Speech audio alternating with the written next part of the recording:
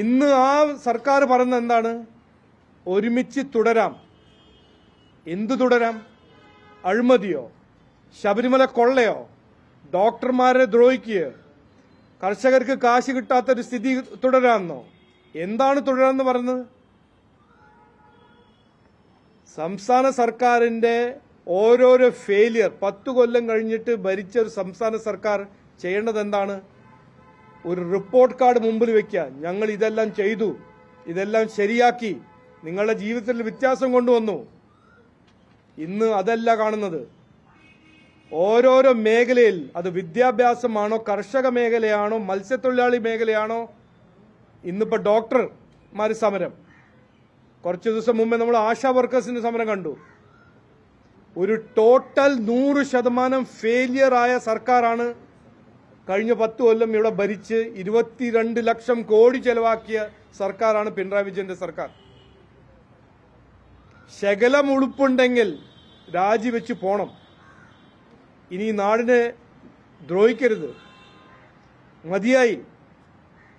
ഡോക്ടർമാരും ഇന്ന് സമരം ചെയ്യുമ്പോൾ, ഡോക്ടർമാർ എന്ന് പറഞ്ഞാൽ നമ്മുടെ നാടിന്റെ ഹെൽത്തും ക്ഷേമത്തിന് ഏറ്റവും ഒരു ബാക്ക് ബോൺ ആയ ഒരു മേഖലയാണ്, ഒരു ഗ്രൂപ്പാണ്.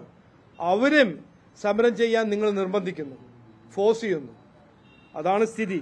10 കൊല്ലം ഭരിച്ചു, 22 ലക്ഷം കോടി ചെലവാക്കി, എല്ലാം ശരിയാവും എന്നൊരു വാഗ്ദാനം കൊടുത്ത് 10 കൊല്ലം ഭരിച്ചു.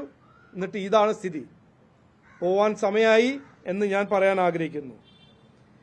പിന്നെ 10 കൊല്ലം കഴിഞ്ഞിട്ട് എന്താണ് കോൺട്രിബ്യൂഷൻ? ബാറിന്റെ സമയങ്ങൾ വർദ്ധിക്കുക. ഇനിയിപ്പോ എന്താ 24 മണിക്കൂർ ബാർ നടക്കണമെന്നാണോ ഒരു വലിയ അച്ചീവ്മെന്റ് ഈ സർക്കാരിന്റെ? നശിച്ചു പോയ ഇക്കോണമി എങ്ങനെയെങ്കിലും കാശുണ്ടാക്കാൻ എന്തും ചെയ്യാൻ തയ്യാറായ സംസ്ഥാന സർക്കാരാണ്. ഇനി ബാർ കൂടുതൽ മണിക്കൂർ നടന്നാൽ ജനങ്ങളത് വാങ്ങിച്ച് കുടിച്ച് അതിന്റെ ഒരു എക്സൈസ് റവന്യൂ കിട്ടിയിട്ട് സംസ്ഥാന സർക്കാർ ജീവിക്കുന്ന ഒരു സ്ഥിതിയിൽ കൊണ്ടുവച്ചിരിക്കുന്നതാണ് നമ്മുടെ ബഹുമാനപ്പെട്ട മുഖ്യമന്ത്രി. ഇതിനെക്കുറിച്ച് ഞാൻ ഇന്നലെ ഒരു സ്റ്റേറ്റ്മെന്റ് ഇറക്കി, കൂടുതൽ പറയുന്നില്ല.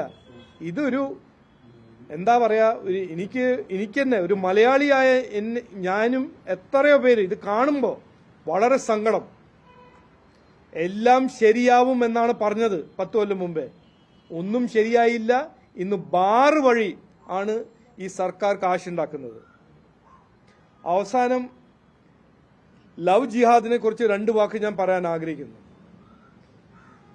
ഈ മുഖ്യമന്ത്രി, ആഭ്യന്തരമന്ത്രിയായ മുഖ്യമന്ത്രി, കഴിഞ്ഞ 10 കൊല്ലം ഒരു സമുദായത്തിന്റെ വോട്ടിനു വേണ്ടി എത്രയോ നാടിന്റെ എതിരെ തെറ്റ് ചെയ്തിട്ടുണ്ട്.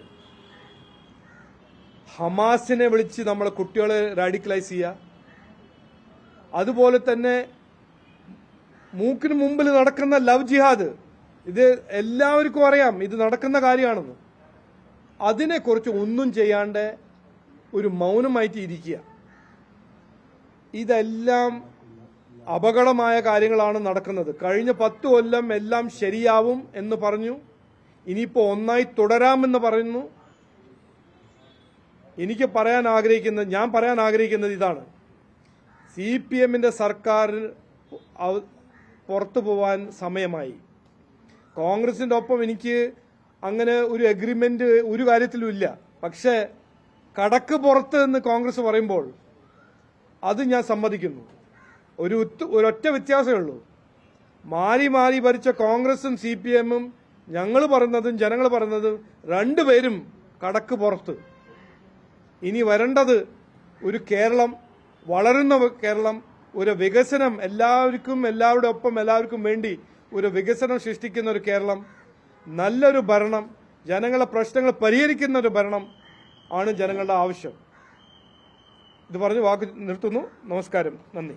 ഒന്നാമത്തെ കാര്യം, ഈ ശബരിമലയിലെ CBI അന്വേഷണത്തിന്റെ ഒരു ആവശ്യം മുൻനിർത്തി അതിലിപ്പോൾ ED അന്വേഷണം പുരോഗമിക്കുകയാണ്. അപ്പോൾ ഈ ED അന്വേഷണത്തിൽ വിശ്വാസമില്ല, അല്ലെങ്കിൽ എന്തുകൊണ്ടാണ് ഈ CBI അന്വേഷണം വേണമെന്ന് ഇത്ര ശാഠ്യം പിടിക്കുന്നത്? അല്ല, ഈ ഷാഠ്യമല്ല ഇത്, ഷാഠ്യമൊന്നുമല്ല ഇത്. ഞങ്ങളുടെ ഒരു ആവശ്യം ഒക്ടോബർ 3, 2025 മുതൽ പറയുന്ന കാര്യമാണ്. ഇ ഡി ഇൻവെസ്റ്റിഗേറ്റ് ചെയ്യുന്നത് മണി ലോണ്ടറിംഗ് ആണ്. ഇ ഡിന്റെ ഫോക്കസ് ഏരിയ മണി ലോണ്ടറിംഗ് ആണ്. ക്രിമിനൽ കോൺസ്പിറസി ഇൻവെസ്റ്റിഗേറ്റ് ചെയ്യേണ്ടത് നമ്മുടെ സംവിധാനത്തിൽ, നമ്മുടെ സെറ്റപ്പിൽ CBI ആണ് ക്രിമിനൽ കോൺസ്പിറസി ഇൻവെസ്റ്റിഗേറ്റ് ചെയ്യേണ്ടത്. CBI ആണ് ക്രിമിനൽ കോൺസ്പിറസിനെ പ്രോസിക്യൂട്ട് ചെയ്യേണ്ടത്. മണി ലോണ്ടറിംഗ് എന്ന ഒരു നാരോ ഏരിയ, ഒരു വ്യക്തമായ ഒരു ഏരിയ ഇ ഡി പരിശോധിക്കേണ്ട ഒരു കാര്യമാണ്. പക്ഷേ ഇതിന്റെ പിന്നില് ക്രിമിനൽ ഗൂഢാലോചന, അതിന്റെ ഇൻവെസ്റ്റിഗേഷൻ, അത് മൾട്ടി ലൊക്കേഷൻ, തമിഴ്നാട്ടിൽ എന്ത് നടന്നു, കർണാടകയിൽ എന്ത് ചെയ്തു, കേരളത്തിൽ ആര് എന്ത് ചെയ്തു, പൊളിറ്റിക്കൽ കറപ്ഷൻ എവിടെയായിരുന്നു, ഇതെല്ലാം അന്വേഷിക്കാൻ ഇ ഡിക്ക് പവറില്ല. പവർ ഉള്ളത് നമ്മുടെ കോൺസ്റ്റിറ്റ്യൂഷൻ പ്രകാരം അത് CBI-നാണ്. ആ അന്വേഷണമാണ് ഞങ്ങൾ ആവശ്യപ്പെടുന്നത്. അതാണ് മുഖ്യമന്ത്രി അദ്ദേഹം അത് അന്വേഷണം റിക്വസ്റ്റ് ചെയ്യാൻ മടി അദ്ദേഹത്തിന് ഉണ്ട്. ഇതുവരെ ഞങ്ങൾ ചോദിച്ചിട്ടുണ്ട്, റിക്വസ്റ്റ് ചെയ്തിട്ടുണ്ട്, ഇതുവരെ അദ്ദേഹം അത് സമ്മതിച്ചിട്ടില്ല. കോൺഗ്രസിന്റെ കടക്കപ്പുറത്ത് എന്ന മുദ്രാവാക്യത്തെ കുറിച്ച് താങ്കൾ ഇപ്പൊ അനുകൂലിച്ച് പറഞ്ഞു. അപ്പൊ കോൺഗ്രസിന്റെ ആ മുദ്രാവാക്യം പിണറായി വിജയനെ ലക്ഷ്യമാക്കിയിട്ടുള്ളത് ശരിയാണ് എന്നാണ് അഭിപ്രായം? അല്ല, ഇതിൽ ആർക്കും സംശയമില്ലല്ലോ. പിണറായി വിജയനും CPM സർക്കാർ പുറത്തു പോകണം. പക്ഷെ അതിന്റെ ഒപ്പം ഇതുവരെ 10 കൊല്ലം പ്രതിപക്ഷ പാർട്ടിയായ കോൺഗ്രസ് പാർട്ടിന്റെ മൗനവും നമ്മൾ മറക്കാൻ പാടില്ല. ഈ രണ്ട് പാർട്ടിയും, കോൺഗ്രസ് പാർട്ടി എന്തുകൊണ്ട് പ്രതിപക്ഷ പാർട്ടി ആവുമ്പോൾ ഇതിനെ കുറിച്ചൊന്നും സംസാരിച്ചില്ല? കാരണം അവർ ഇന്ത്യ അലയൻസിന്റെ ഭാഗമായിരുന്നു, പിന്തുണ കൊടുക്കുന്നതായിരുന്നു കോൺഗ്രസിന്റെ നിലപാട് ഈ 10 കൊല്ലം. അപ്പൊ ഞങ്ങൾ പറഞ്ഞത്, കോൺഗ്രസ് പറഞ്ഞത് കറക്റ്റാണ്. കടക്ക് പുറത്ത് ഈ നമ്മുടെ നാടിന്റെ രാഷ്ട്രീയ സംസ്കാരത്തിൽ മാറ്റം വരണം. ആ കടക്ക് പുറത്തെന്ന് പറയുമ്പോൾ കോൺഗ്രസും പുറത്തു പോകണം, CPM കടക്ക് പോകണം.